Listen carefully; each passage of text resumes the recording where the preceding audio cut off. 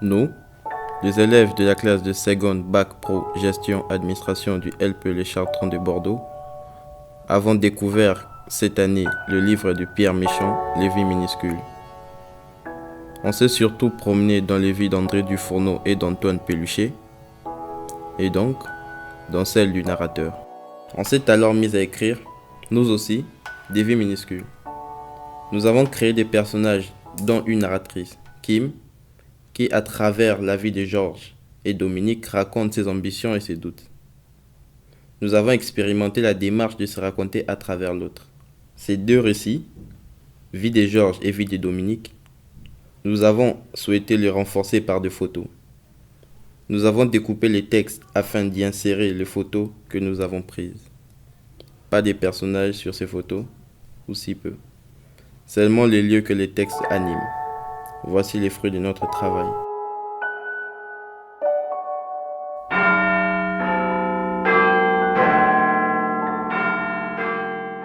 Georges n'a pas toujours vécu à Manchester. Il a passé son enfance et une partie de sa vie d'adulte à Londres. Pour mon père et ma mère, ce nouveau voisin, c'était une chance. Ma mère cherchait un emploi et mon père travaillait dans un cabinet d'avocats. Ma nounou de l'époque était loin de la maison. Georges est assistant maternel à domicile. Ils ont très vite, après avoir invité le nouveau voisin à dîner, décidé de tester les compétences professionnelles de Georges. Ils ne furent pas déçus, moi non plus. Georges a maintenant 61 ans, il en avait 45 lorsqu'il a commencé à s'occuper de moi. Des journées complètes avant ma scolarisation, puis tous les jours après 15 heures. Il venait me chercher à l'école. Je ne me souviens plus si sa stature m'avait un jour impressionnée. Elle faisait partie de mon paysage. Pour mes camarades de classe, c'était souvent un moment de sidération. Georges mesurait 1m92 pour un poids de plus de 100 kg. C'était une estimation. Georges ne se pesait jamais. C'était un géant à la peau noire qui pouvait même effrayer les parents d'élèves. C'est d'ailleurs ce qui lui rendait le travail difficile. S'occuper d'enfants quand on est un homme n'est pas très bien vu par la société. Quand, en plus, on est un géant noir. Pourtant, lorsque les gens passaient ce premier frein, ils se rendaient compte de la douceur, de la patience et du professionnalisme de cet homme. Auprès de lui, les enfants allaient bien, mais il fallait franchir ce premier obstacle des préjugés et parfois, les parents s'en tenaient là, au choc de la première rencontre. Georges était avec moi comme avec les autres enfants qu'il gardait. Je savais pourtant que Georges avait pour moi une affection particulière. J'avais bien compris que je représentais pour lui l'enfant qu'il aurait tant aimé avoir. Sans doute la proximité de nos lieux de vie et les relations amicales avec mes parents rendaient la frontière entre le travail et l'idée de famille plus floue. C'est à Georges que je dois ma passion pour le foot. Lui-même avait joué au foot dans sa prime jeunesse. Il m'emmena voir mon premier match au stade Old Trafford pour voir jouer Manchester United. J'avais 6 ans. Ce fut pour moi une révélation.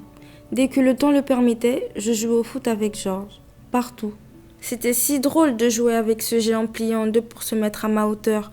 Souvent, d'autres enfants finissaient par nous rejoindre et nous montions des équipes de fortune. Je me souviens de ces moments d'exaltation heureuse. Georges avait eu des rêves dans sa vie. Être enseignant auprès des jeunes enfants, jouer au foot et être père. Rien de tout cela n'advint. Son oncle était enseignant dans une primary school. Quant à son père, il était le directeur de cette même école. Autant dire que Georges avait baigné dans cette atmosphère toute son enfance. Il en avait gardé un goût prononcé pour la transmission. Il avait donc commencé des études pour pouvoir prétendre au statut d'enseignant. Parallèlement, il jouait dans un club de foot londonien. Il avait aussi une petite amie qu'il finit par demander en mariage. Je suis toujours touchée devant leurs photos. Georges est si jeune, à peine 25 ans. Il est si fier au bras de son épouse que je ne connaîtrai jamais. Il aurait pu réaliser ses rêves si la vie ne lui avait pas infligé un arrêt brutal.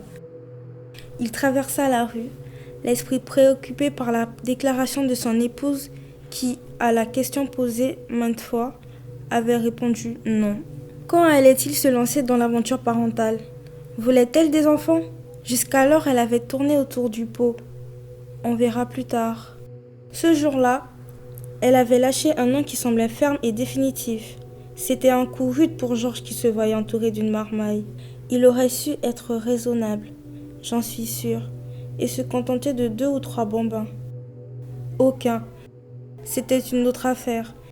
Il aimait pourtant cette jeune femme. Que faire? Sa réflexion explosa en 1000 morceaux en même temps que son corps, percuté, propulsé dans les airs par un camion que Georges n'avait pas vu venir. Ses rêves aussi s'envolèrent. Pauvre Georges, un jour comme un autre qui en une seconde fait basculer toute une vie. 3 ans dans le coma, 3 ans de vie volée. Georges a toujours du mal à parler de son réveil. Il me disait souvent que c'était comme naître de nouveau, car il était totalement déboussolé. Même manger était compliqué. Il a fallu qu'il réapprenne tous les gestes du quotidien. Il était heureux d'être vivant et que ses parents et sa femme soient à ses côtés. Il était aussi très abattu car les médecins lui annoncèrent qu'il devait faire une rééducation très longue, peut-être plus de 10 ans. De l'abattement et de la colère, c'est ce que ressentait Georges. Pourquoi lui? Pourquoi maintenant? Ces questions qui n'ont pas de réponse tournaient dans sa tête. Ses parents restèrent à son chevet pendant des années avant de décéder. Sa femme finit par se lasser de cet univers hospitalier, des colères ou de la tristesse de Georges. Elle le quitta. Georges n'eut pas la force de reprendre ses études tellement il était déprimé. En plus, il n'arrivait plus à se concentrer aussi bien qu'avant. Il réussit à passer l'agrément pour être assistant maternel, avec les difficultés à se faire embaucher que l'on sait. Finalement, après des années d'hésitation, il a quitté Londres. Plus rien ne l'y retenait. Son arrivée à Manchester répondait à l'envie de commencer une nouvelle vie.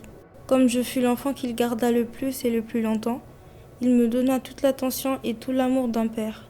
J'ai eu beaucoup de chance de croiser sa route, car mes parents, très occupés par leur travail, n'étaient pas souvent là. Mon père était avocat diplômé, mais il avait la peau noire. Il se battait pour qu'on lui confie des dossiers qui auraient permis à sa carrière de décoller. Hélas, dans le cabinet d'avocat dans lequel il travaillait, on ne lui laissait que les affaires mineures.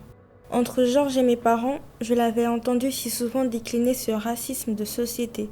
Ça me mettait en colère. Quand je jouais au foot, je sentais moins cette pression. Je n'avais pas encore identifié le sexisme ambiant. En tout cas, lorsque, enfin, je jouais mon premier match lors d'un stage d'été du Manchester United, du haut de mes 9 ans, j'impressionnais tout le monde. Avant mon premier match, j'étais tétanisée et ai vomi dans la voiture de Georges. Il est pourtant resté calme et a continué à me rassurer. Dès la fin du match, je me suis ruée vers lui, il était si fier de moi et j'étais si heureuse. De là est venue mon envie de faire une carrière professionnelle dans le foot. Georges fut enthousiaste, mes parents beaucoup moins. Ils me voyaient plutôt faire de longues études universitaires. Pourquoi faire? Devenir avocat comme mon père? Et me retrouver au placard parce que je suis noire? Non, merci. Le foot m'exaltait. Je n'avais pas peur des entraînements difficiles. Georges m'encourageait toujours. Je pris une décision. Quels que soient les obstacles, mon orientation serait le football. Mes parents et Georges manquèrent de se fâcher sur cette question. Un recruteur bordelais assista à un de mes matchs. Il me proposa un stage au pôle espoir dans l'équipe féminine des Girondins. J'acceptai avec joie. Mes parents me proposèrent de loger chez ma tante Dominique, sœur de ma mère. Je ne la connaissais pas. Je ne l'avais quasiment jamais vue. Georges sautait partout de joie et, en attendant mon départ, nous fîmes des parties de football manager sur sa console. Georges était pourtant triste que je le quitte. Je lui avais annoncé ma décision en lui écrivant une lettre qui m'avait coûté beaucoup de larmes. Mes parents et lui m'accompagnèrent à l'aéroport. Mes parents croyaient donc aussi en moi sur ce projet. Je sais, en tout cas, que Georges va vivre mon ascension comme un peu la sienne.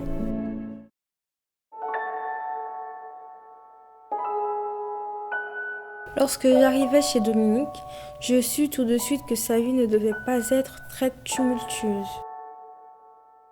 L'appartement était spacieux, lumineux et bien situé dans le quartier des Chartrons à Bordeaux. Elle logeait au rez-de-chaussée d'un immeuble en pierre bien entretenu. Elle avait 2 chambres, l'une m'était réservée.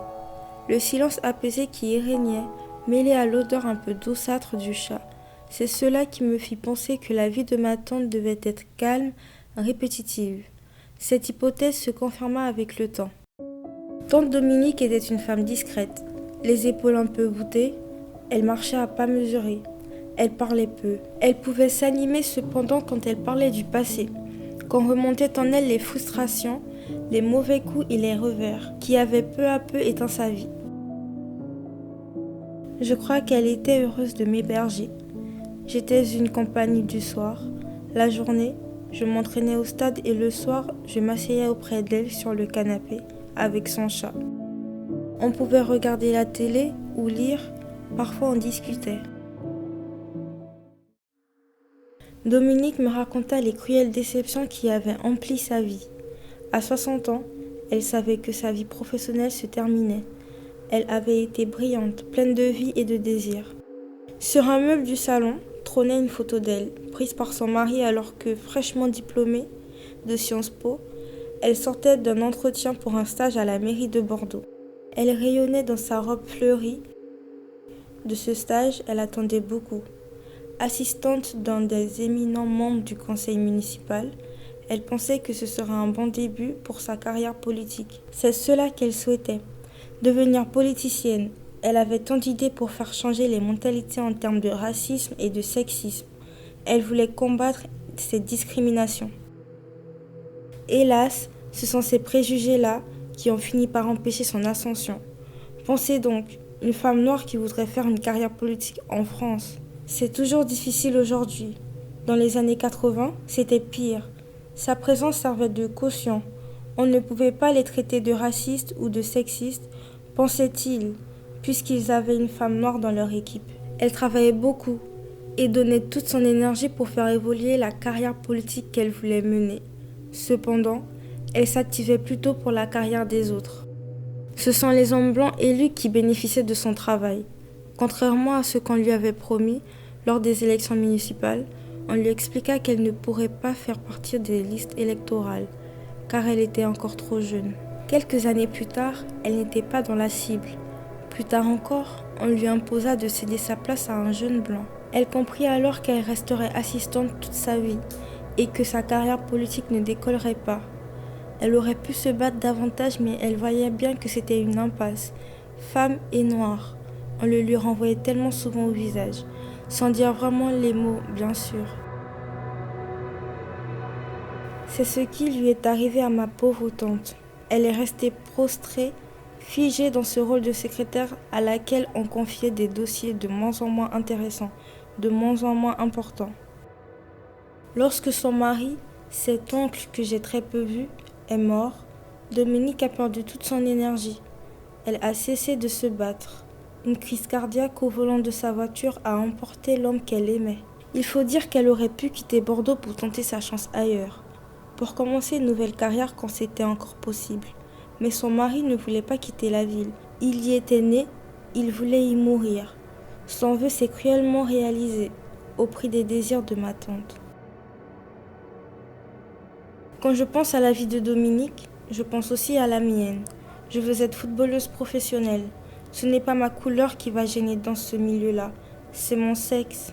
Le monde du sport est très sexiste, même si ces dernières années, le football féminin est de plus en plus visible. Il reste comme une sous-catégorie du football, qui est forcément masculin.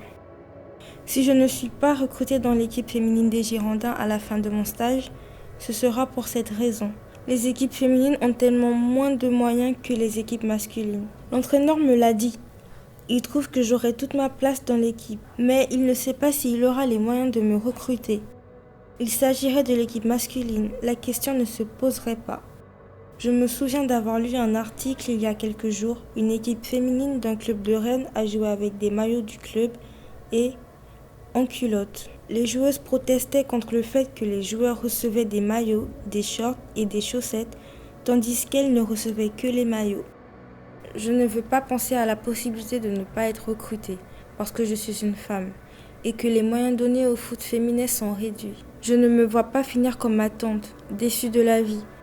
Je vais me battre, je vais lutter, je suis très jeune, j'ai le temps pour ces combats. Je ne veux pas qu'une relation amoureuse me mine ou me pèse, jusqu'à rendre mon projet trop difficile. Je suis investie dans ce projet, pas seulement pour moi, pour prouver à mes parents que mon choix était le bon, mais aussi, et sans doute, surtout, pour rendre à Georges et à Dominique foi en la vie. À travers moi, ce serait une réparation pour eux, malgré la couleur de peau, malgré le sexe, malgré l'apparence physique, malgré les aléas de la vie. Moi, Kim, je parviendrai à faire bouger les choses. Je serai footballeuse pro et rien ne m'en empêchera.